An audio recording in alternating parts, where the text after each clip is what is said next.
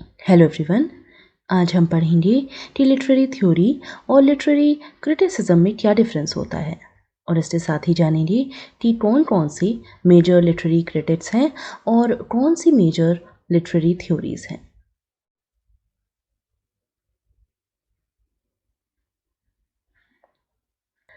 सबसे पहले आता है literary criticism. Literary criticism involves the evaluation and analysis of individual literary works. It aims to interpret and assess the meaning, themes, characters, language, style, and other elements within a specific literary text. Literary criticism में individual literary words की analysis और evaluation किया जाता है। यहाँ पर criticism का मतलब किसी को नेगेटिवली क्रिटिसाइज करना नहीं है, बल्कि लिटरेरी क्रिटिसिज्म का मतलब होता है कि आप किसी भी इंडिविजुअल वर्क को पढ़कर उसकी meaning, themes, characters, language, style या फिर बाकी जो भी एलिमेंट्स उसमें पाए जाते हैं उनकी एनालिसिस करते हैं और उनको इंटरप्रेट करते हैं।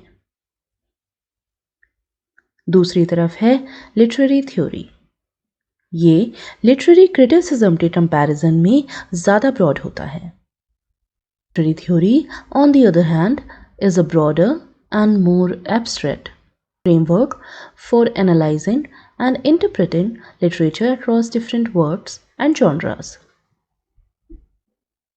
ये एक तरह का एब्स्ट्रैक्ट फ्रेमवर्क होता है जिसकी मदद से हम दुनिया के किसी भी लिटरेचर में अलग अलग जॉनरास के डिफरेंट वर्ड्स को समझ सकते हैं, उन्हें एनालाइज कर सकते हैं और बाद में उन्हें इंटरप्रेट भी कर सकते हैं। ये एक बेस क्रिएट करता है डिफरेंट वर्ड्स को समझने के लिए। अब बात करते हैं कि ये दोनों सिमिलर से लगने वाले टर्म्स यानी कि लिटरेरी क्रिटिसिज्म और लिटरेरी थ्योरी में क्या डिफरेंस है। Literary criticism primarily concerned with analyzing and evaluating specific literary works. Literary criticism focus करता है स्पेसिफिक लिटरेरी वर्क पर, यानी क्रिटिसिज्म करते समय हम किसी एक वर्क को या किसी एक इंडिविजुअल वर्क को इंटरप्रेट कर रहे होते हैं। On the other hand, literary theory concentrates on establishing broad theoretical frameworks that can be applied to various literary works. लेकिन दूसरी तरफ लिटरेरी थ्योरी एक ब्रॉड फ्रेमवर्क है जिसकी मदद से हम अलग अलग जॉनरास के डिफरेंट वर्ड्स को समझ सकते हैं, एनालाइज कर सकते हैं और इंटरप्रेट कर सकते हैं। Second point, literary criticism involves the detailed examination of individual texts, considering aspects like themes, characters, plot, style, and language.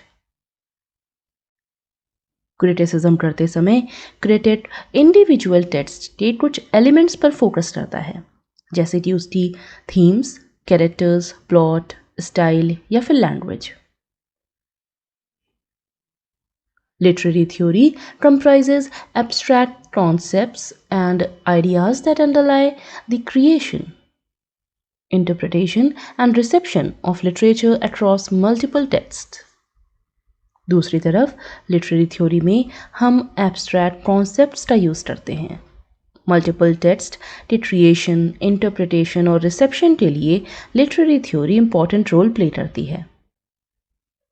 जहाँ पर हम क्रिटिसिज्म में किसी एक वर्ड की ही सारे एलिमेंट्स को देखते हैं, वहीं लिटरेरी थ्योरी एक बेस फॉर्म करती है, एक फ्रेमवर्क क्रिएट करती है जिससे हम लिटरेरी क्रिटिसिज्म कर सकें, यानी किस तरह से वो वर्ड क्रिएट हुआ है उसकी इंटरप्रिटेशन या व्याख्या कर सकें, या उस वर्ड को किस तरह से समझा जाए, या फिर रिसेप्शन यानी कि हम एज अ रीडर जब उस टेक्स्ट को पढ़ रहे हैं तो हमारा उस टेक्स्ट को पढ़ने के बाद रिएक्शन कैसा है।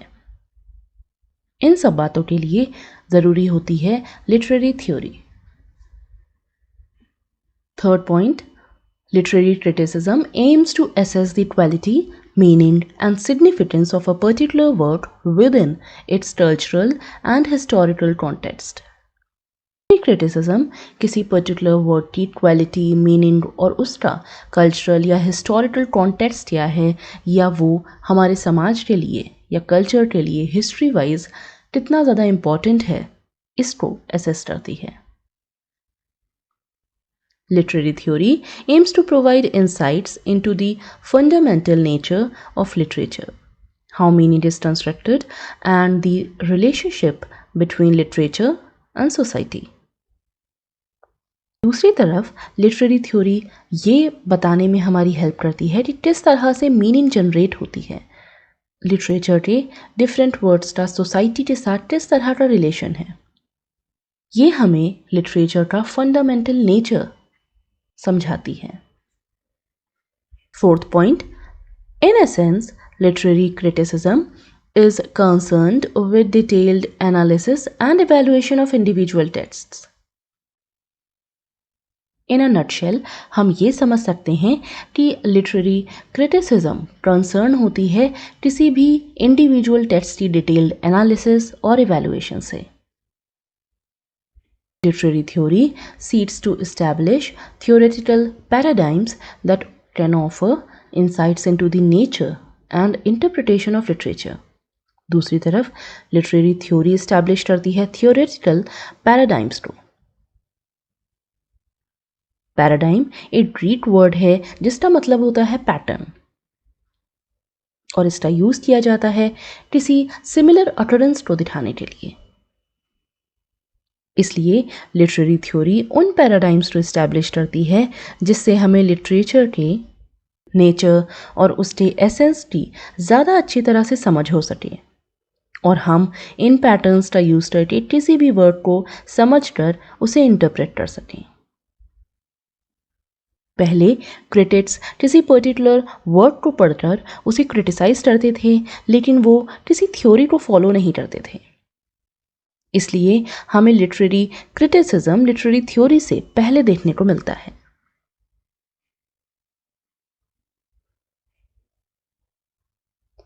जैसा कि हमने जाना कि लिटरेरी क्रिटिसिज्म में क्रिटिक्स इंपॉर्टेंट थे। लिटरेरी क्रिटिसिज्म के इनिशियल ट्रेसेस मिलते हैं हमें एंशिएंट और क्लासिकल पीरियड्स में, और एंशिएंट और क्लासिकल पीरियड्स में सबसे पहले जो क्रिटिक थे वो थे एरिस्टोटल। इनका सबसे इंपॉर्टेंट वर्ड है पोएटिक्स। इस ट्रीटाइज में एरिस्टोटल ने एक सिस्टमैटिक एनालिसिस प्रोवाइड करी है पोइट्री, ट्रेजेडी और एपिक पोइट्री को लेकर। उन्होंने कुछ बहुत ही इंपॉर्टेंट एलिमेंट्स के बारे में बताया, जैसे प्लॉट के स्ट्रक्चर के बारे में, कैरेक्टर डेवलपमेंट के बारे में और रोल ऑफ इमोशंस के बारे में। दूसरे क्रिटिक हैं प्लेटो। प्लेटो का मोस्ट इंपॉर्टेंट वर्क है द रिपब्लिक। इसमें इन्होंने अपने आइडियाज रिप्रेजेंट किए हैं जस्टिस को लेकर। इसमें उन्होंने द आइडियल स्टेट के बारे में बताया है और फिलोसोफर टेन के बारे में बताया है। इन्होंने इसमें क्रिटिसाइज किया है कि किस तरह से इमिटेटिव आर्ट का बुरा असर पड़ता है इंडिविजुअल्स और सोसाइटी के ऊपर। उनके अकॉर्डिंग आर्टिस्ट जो भी चीज़ें क्रिएट करते हैं या लिखते हैं वो लोगों को रियलिटी से दूर ले जाती हैं, क्योंकि वो मियर इंटरप्रिटेशन है किसी भी ट्रू फॉर्म का। Longinus, the critical word associated with Longinus is on the sublime. Longinus का सबसे ज़्यादा इंपॉर्टेंट वर्ड है ऑन द sublime। इसे ग्रीक में पेरीहिप्सिस भी कहते हैं। वो ये डिस्कस करते हैं कि किस तरह से लैंग्वेज, स्टाइल और इमोशनल इम्पैक्ट का यूज़ करके हम राइटिंग को एक हायर लेवल तक ले जाते हैं। इसमें उन्होंने इन सब एलिमेंट्स को बहुत इंपॉर्टेंट माना है, जिससे कोई भी वर्ड सब्लिमिटी को अचीव कर सकता है। होरेस इनका इंपॉर्टेंट वर्क है आर्स पोएटिका, या जिसे हम जानते हैं द आर्ट ऑफ पोएट्री के नाम से। इस वर्क में होरेस ने अपनी एडवाइस दी है, गाइडलाइंस दी हैं पोएट्स को कि किस तरह से आपको लिटरेरी कॉम्पोजिशन करना चाहिए, जैसे कि वो as an art form society के लिए भी बेनिफिशियल हो सके। इसके बाद आता है मिडिवल पीरियड। दांते एलिगेरी। दांते का सबसे इंपॉर्टेंट वर्ड है द डिवाइन कॉमेडी, लेकिन जिस वर्ड को हम ये कह सकते हैं कि लिटरेरी क्रिटिसिज्म में एक इंपॉर्टेंट रोल प्ले करता है, वो था डी वल्गैरी एलोक्वेंशिया या फिर on eloquence in the vernacular. इसमें दांते एडवोकेट करते हैं इटालियन वर्नाकुलर को। वो चाहते थे कि लिटरेचर में इटालियन वर्नाकुलर का यूज हो, ना कि लैटिन का। वो बहुत ही ब्यूटीफुली डिफाइन करते हैं कि किस तरह से वर्नाकुलर लैंग्वेज में हमें ब्यूटी, फ्लेक्सिबिलिटी और एक्सप्रेसिव पोटेंशियल देखने को मिलता है। का मानना था कि किसी भी सीरियस लिटरेरी कॉम्पोजिशन के लिए हमें वर्नाकुलर लैंग्वेज के ऊपर फोकस करना चाहिए। रेनेसा। Sir Philip Sydney.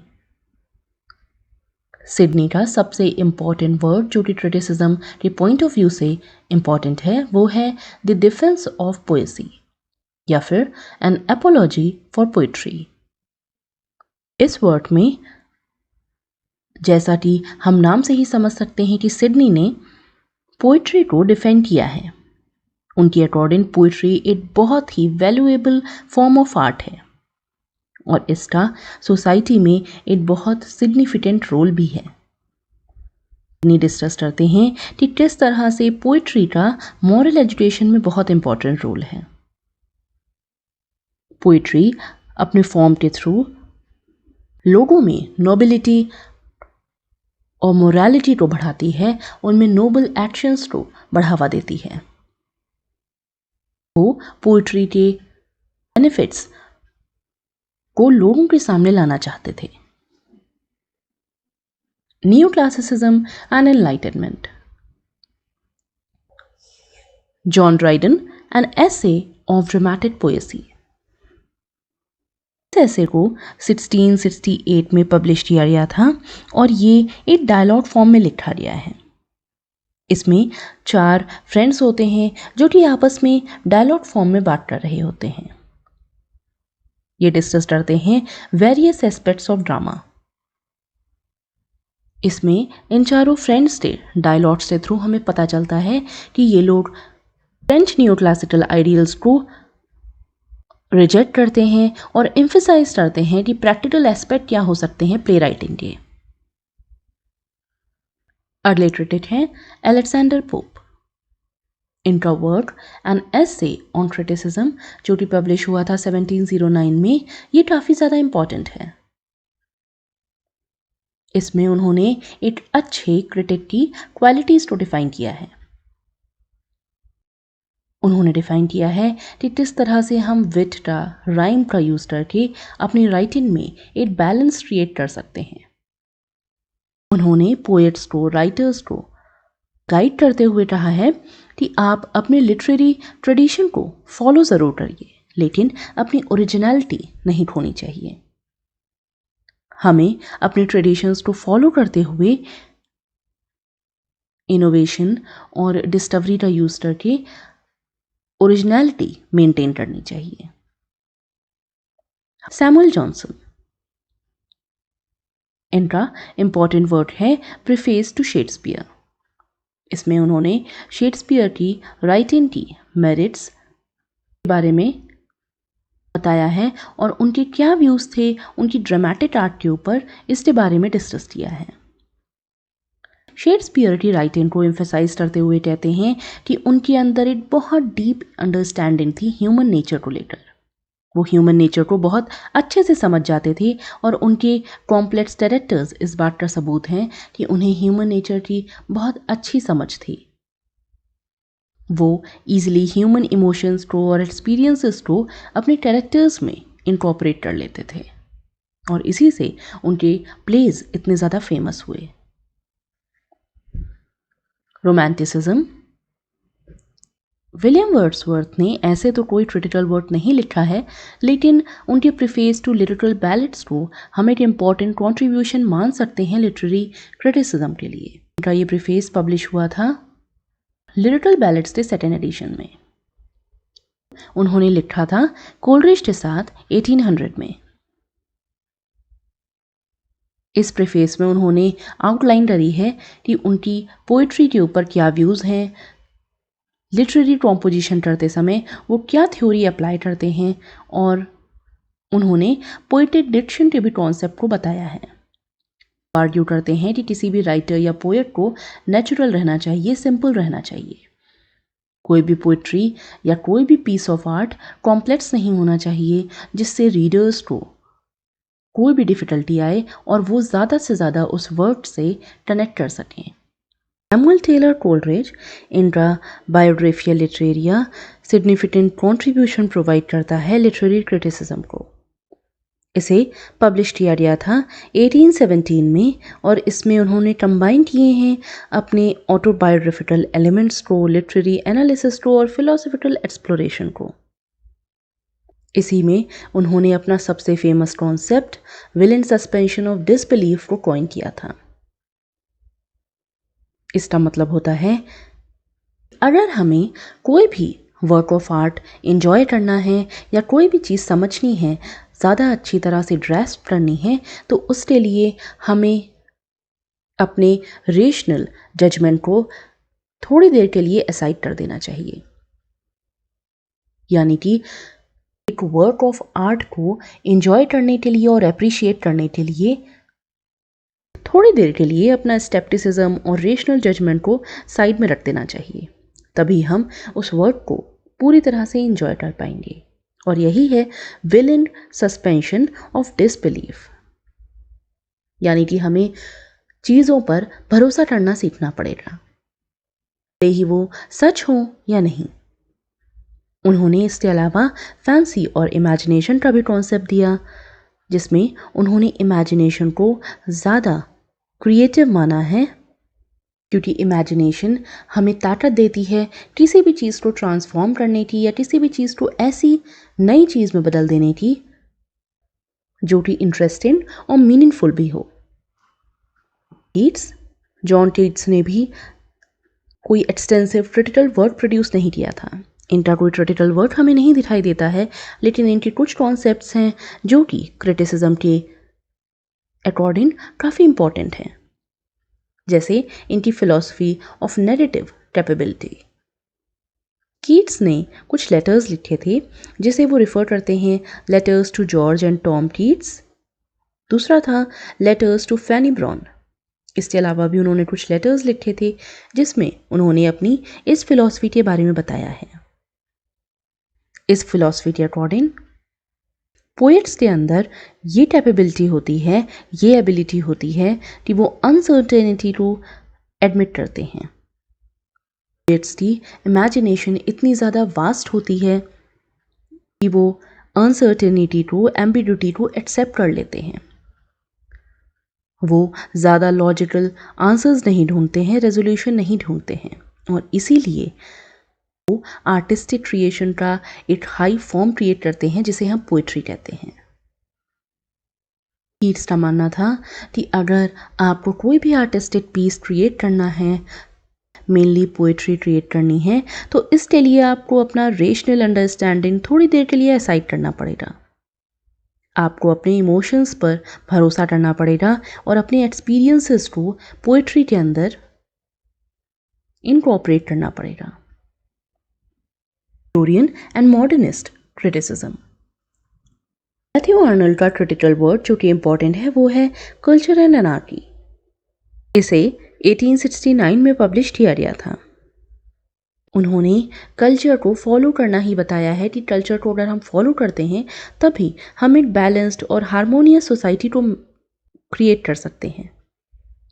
लेकिन दूसरी तरफ अगर हमने मटीरियलिज्म को चुना, अगर हमने सांसारिक चीज़ों को चुनकर उनके पीछे भागने की कोशिश करी, ये बैलेंस और हार्मनी गायब हो जाएगी और हम किसी भी तरह से स्पिरिचुअल या इंटेलेक्चुअल डेवलपमेंट को हासिल नहीं कर पाएंगे। इन शॉर्ट उन्होंने बताया है कल्चर एंड एनार्की में कि कल्चर किसी भी सोसाइटी को सेव करने का तरीका है, वहीं एनार्की है लैक ऑफ ऑर्डर और डिसिप्लिन इन सोसाइटी। इसके अलावा उनका एक मेजर कॉन्सेप्ट है टच स्टोन मेथड का। इसे उन्होंने इंट्रोड्यूस किया था द स्टडी ऑफ पोइट्री में 1880 में। ये एम करता है कि हम किसी क्राइटेरिया को लेकर किसी पोयम या वर्ड को एनालाइज करते हैं। वो एक क्राइटेरिया डिसाइड करते हैं कि अगर राइटर ने उस क्राइटेरिया को फुलफिल किया तो ही उसका वर्क वर्थ ऑफ रीडिंग होगा, नहीं तो नहीं। इनके ये टच स्टोन्स थे touchstone of truth, beauty and high seriousness. Walter Pater aestheticism के एक नोटेबल कंट्रीब्यूटर हैं। उनका फोकस था एस्थेटिक्स के ऊपर। वो ब्यूटी को एडमायर करते थे और उनके according art should be appreciated for its own सेक।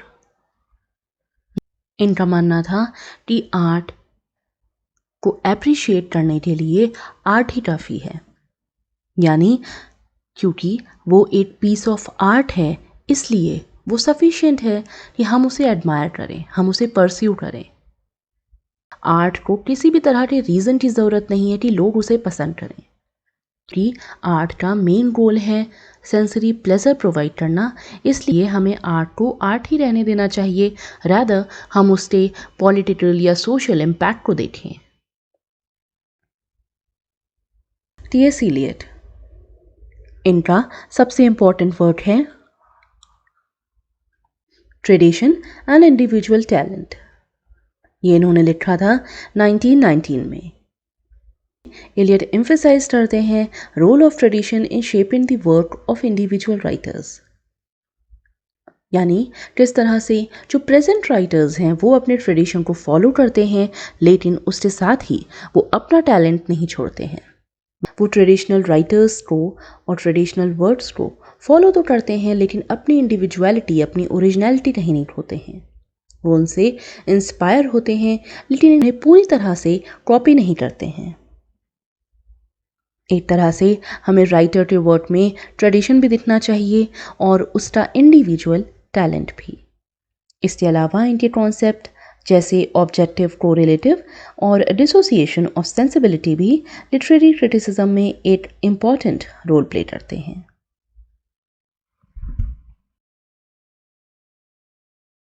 आप जानते हैं कि कौन कौन सी मेजर लिटरेरी थ्योरीज हैं जो कि इम्पॉर्टेंट हैं। लिटरेरी थ्योरीज में सबसे पहले जो थ्योरी आती है वो है न्यू क्रिटिसिज्म की। यहीं से एक तरह से हम कह सकते हैं कि लिटरेरी थ्योरीज का जनरेट होना शुरू हुआ। It emerged in the early to mid 20th century, which focuses on the close reading of a literary text to derive meaning from the text itself, rather than relying heavily on historical or biographical context. ये mid 20th century में emerge होती है और इसका main focus होता है कि हम लिटरेरी टेक्स्ट के ऊपर फोकस करें, उससे ही मीनिंग निकालें, ना कि हमारा फोकस होना चाहिए राइटर के बायोग्राफिकल या हिस्टोरिकल कॉन्टेक्स्ट के ऊपर।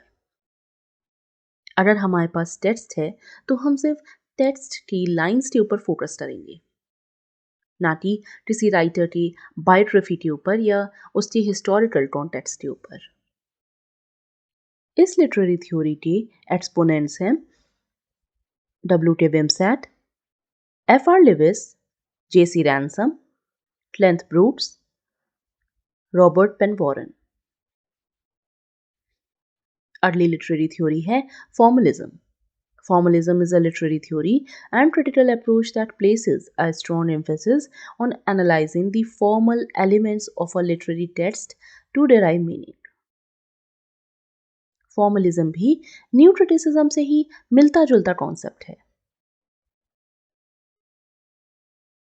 फॉर्मलिज्म एक ऐसी अप्रोच है जो फोकस करती है लिटरेरी टेक्स्ट के फॉर्मल एलिमेंट्स के ऊपर, यानी कि वो लिटरेरी टेक्स्ट किस तरह से क्रिएट हुआ है उसके ऊपर, और उसी से हमें मीनिंग निकालनी होती है।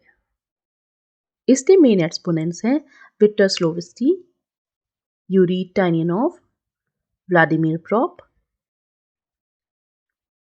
Boris Eikhenbaum, Roman Jakobson, Boris Tomashevsky. तीसरी थ्योरी है स्ट्रक्चरलिज्म की। इसमें लिटरेरी थ्योरिस्ट फोकस करते थे कि लिटरेचर में लैंग्वेज और लैंग्वेज का स्ट्रक्चर और उसके सिस्टम्स किस तरह से लिटरेचर को क्रिएट करने में हेल्प करते हैं। इसका मेन फोकस है हमें ये समझाना कि किस तरह से किसी भी लैंग्वेज या लिटरेचर में स्ट्रक्चर्स या सिस्टम्स काम करते हैं उन्हें क्रिएट करने में। इस थ्योरी के एक्सपोनेंट्स थे Ferdinand de Saussure, Claude Levi Strauss, रोला Barthes, Mikhail Bakhtin, Vladimir Propp, Algirdas Julien Greimas. Post-structuralism and deconstruction. Post-structuralism and deconstruction are critical and theoretical approaches that emerged as responses to structuralism, challenging its assumptions and expanding on its ideas. Both approaches are concerned with the nature of language, meaning, and the ways in which language is constructed. जहाँ structuralism हमें समझाता है कि किसी भी text के अंदर एक स्टेबल स्ट्रक्चर होता है जिससे हमारी मीनिंग निकलती है। स्ट्रक्चरलिज्म के अकॉर्डिंग मीनिंग फिक्स होती है, लेकिन इसी आइडिया को अपोज करते हैं पोस्ट स्ट्रक्चरलिज्म और डीकंस्ट्रक्शन। इनका मानना था कि नहीं, किसी भी लिटरेरी वर्क का कोई सिंगल मीनिंग हो जरूरी नहीं है। हमें बिटवीन दी टेक्स्ट और बिटवीन दी लाइंस भी पढ़ने की कोशिश करनी चाहिए। हर टेक्स्ट का ही मीनिंग हो ये जरूरी नहीं होता। इन्होंने सजेस्ट किया कि मीनिंग कभी भी फिक्स नहीं होती है और हमें उसके कॉन्टेक्स्ट के ऊपर ध्यान देना चाहिए। मीनिंग का नेचर फ्लूइड होता है और मीनिंग का नेचर शिफ्ट हो सकता है। जहाँ स्ट्रक्चरलिज्म यूनिवर्सल मीनिंग्स को खोजने की कोशिश करते थे, वहीं पोस्ट स्ट्रक्चरलिस्ट ये ट्राई करते थे कि किस तरह से हम टेक्स्ट में से ज़्यादा मीनिंग्स निकाल सकते हैं। वो एक ही टेक्स्ट की मल्टीपल इंटरप्रिटेशंस करने में बिलीव करते थे। उनका मानना था कि मीनिंग सिंगुलर नहीं होती है, बल्कि उसमें कई सारे पर्सपेक्टिव्स देखने को मिलते हैं। डीकंस्ट्रक्शन भी सिंगल मीनिंग को अपोज करते हैं। वो चैलेंज करते हैं कि किसी भी चीज़ की एक सिंगल डेफिनेशन नहीं हो सकती है, और वो रीडर के रोल को भी एम्फेसाइज करते हैं कि डिफरेंट रीडर्स डिफरेंट तरह से टेक्स्ट को अप्रोच करते हैं। किसी के लिए मीनिंग कुछ हो सकती है और किसी के लिए मीनिंग दूसरी हो सकती है। स्ट्रक्चरलिज्म में हमें थ्योरीज देखने को मिलते हैं रोला बार्थ, मिशेल फोको, जूलिया क्रिस्टीवा। डिकंस्ट्रक्शन में सबसे पहले नाम आता है जैक्स डेरिडा का। इसके बाद Paul de Man, J Hillis Miller, Gayatri Spivak, Avital Ronal.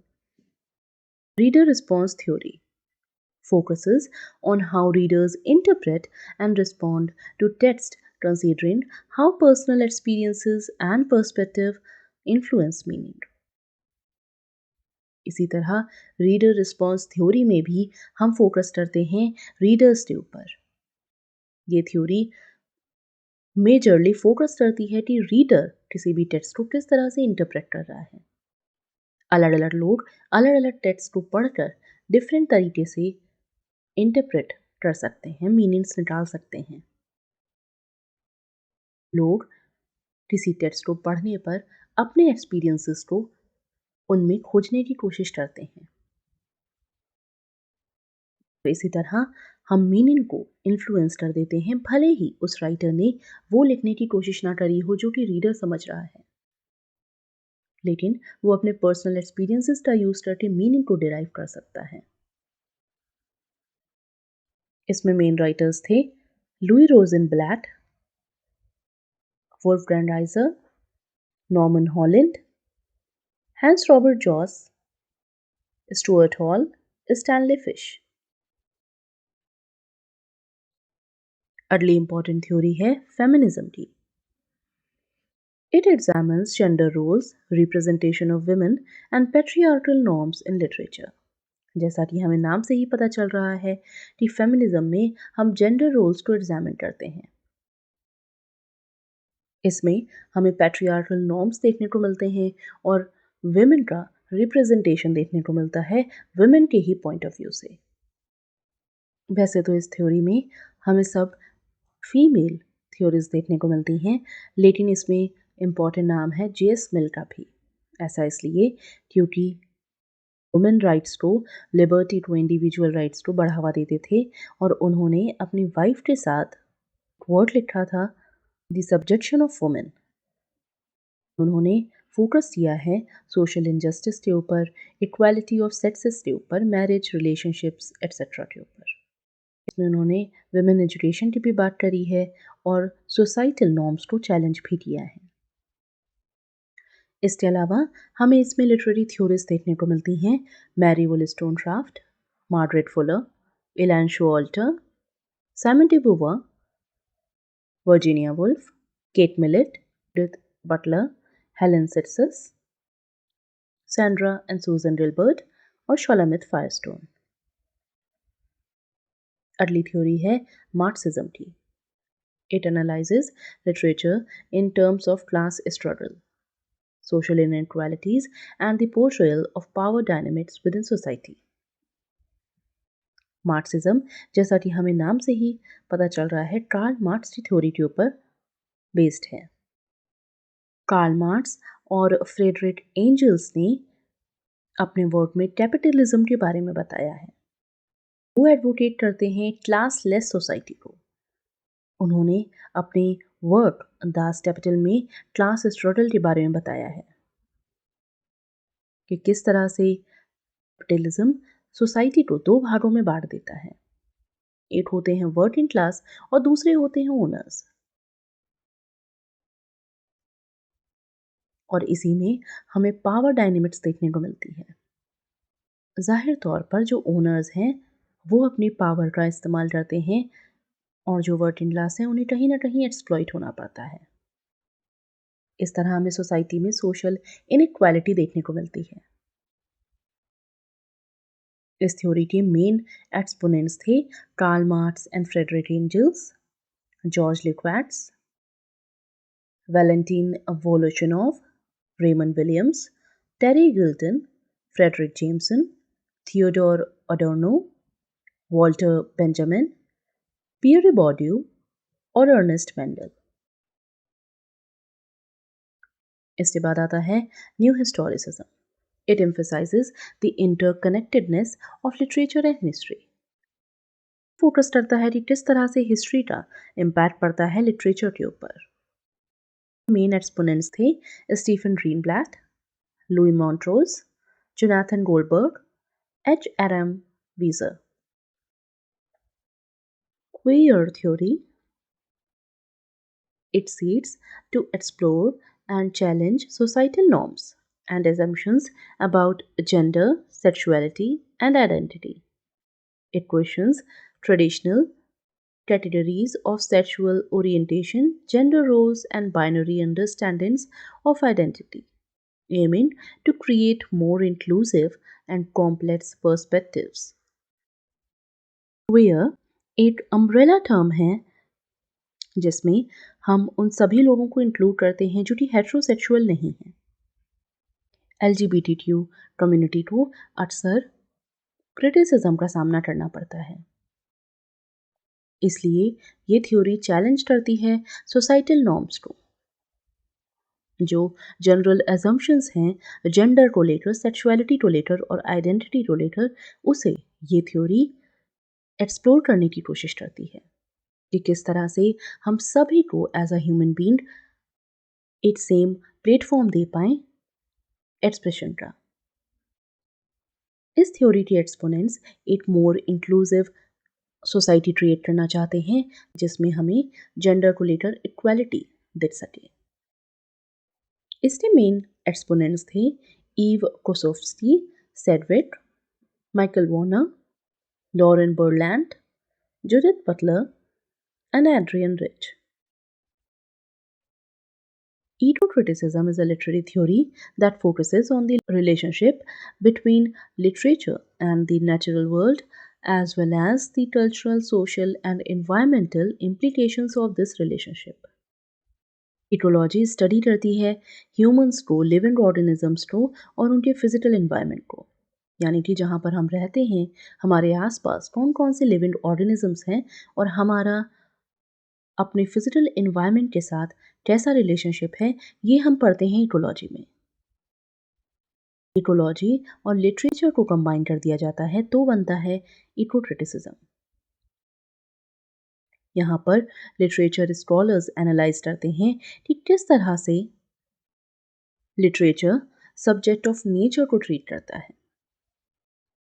हम फोकस करते हैं कि लिटरेचर और नेचुरल वर्ल्ड में क्या कनेक्शन है, क्या रिलेशनशिप है और किस तरह से लिटरेचर हेल्प कर सकता है अपने इन्वायरमेंट के साथ एक बैलेंस रिलेशनशिप क्रिएट करने में, जो कि हमें कल्चरली और सोशली भी बेनिफिट दे सके। इसके मेन थ्योरिस्ट हैं Rachel Louise Carson, Lawrence Buell, Timothy Morton, Ursula K Le Guin. Archetypal literary theory. Archetypal literary theory or myth criticism is a literary approach that focuses on identifying and analyzing recurring symbols, themes, and characters in literature that are rooted in universal human experiences and cultural myths. It seeks to uncover underlying universal themes that recur in different stories and cultures. Archetype का मतलब होता है किसी भी person या thing का सबसे ज़्यादा बेसिक फॉर्म, यानी कि किस तरह से उस पर्टिकुलर इंसान की या उस पर्टिकुलर चीज़ की शुरुआत हुई है, उसे हम आर्केटाइप कहते हैं। किसी भी चीज़ के ओरिजिनल पैटर्न को या मॉडल को आर्केटाइप कहा जाता है, जिनकी कई कॉपीज़ या रिप्रेजेंटेशंस बन सकती हैं। आर्कीटाइपल लिटरेरी क्रिटिसिज्म में हम इन्हीं आर्कीटाइप्स को लिटरेचर से कनेक्ट करके देखने की कोशिश करते हैं कि किस तरह से ये आर्कीटाइप्स, यानी कि ये ओरिजिनल फॉर्म या ये ओरिजिनल आइडियाज़ रिकर करते हैं, फिर से देखे जाते हैं अलग अलग वर्ड्स में, अलग अलग कल्चर्स में या अलग अलग पीरियड्स ऑफ टाइम में। इस थ्योरी के मेन एक्सपोनेंट्स थे Carl Jung, Arthur Frye, sir James George Frazer, Maud बॉटकिन।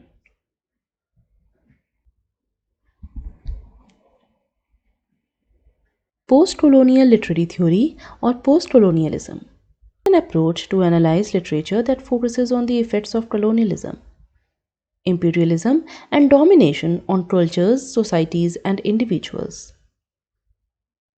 जब एक देश दूसरे देश को अपने कंट्रोल में ले लेता है, तो जो दूसरा देश होता है उसे हम कंट्रोल करने वाले देश की कॉलोनी कहते हैं। जिस तरह से हम जानते हैं कि ब्रिटिशर्स ने इंडिया पर आक्रमण करके उसे अपनी कॉलोनी बना लिया था, और इसका इम्पैक्ट इंडिपेंडेंस के बाद भी हमें देखने को मिला। लोगों की मेंटल, फिजिकल, इमोशनल स्टेट ज़्यादा डिस्टर्ब हो जाती है, और इसका कल्चरली बहुत ज़्यादा इम्पैक्ट पड़ता है सोसाइटी के ऊपर और इसके साथ ही देश के ऊपर भी। इस थ्योरी में हम यही एनालाइज करते हैं कि किस तरह से इफेक्ट पड़ता है कॉलोनियलिज्म का और इंपीरियलिज्म का लिटरेचर के ऊपर। और इस थ्योरी के मेन एक्सपोनेंट्स थे Edward Said, Frantz Fanon, Homi Bhabha, Gayatri Chakravorty Spivak, Aime Cesaire, Leopold Sedar Senghor, Edward Soja, Salman Rushdie and Bill Ashcroft. तो ये थी मेजर लिटरेरी थ्योरीज और मेजर लिटरेरी क्रिटिक्स। अगर आपको ये वीडियो अच्छा लगा हो तो please do like, share and subscribe to my channel in Lit Shelf. Thank you so much.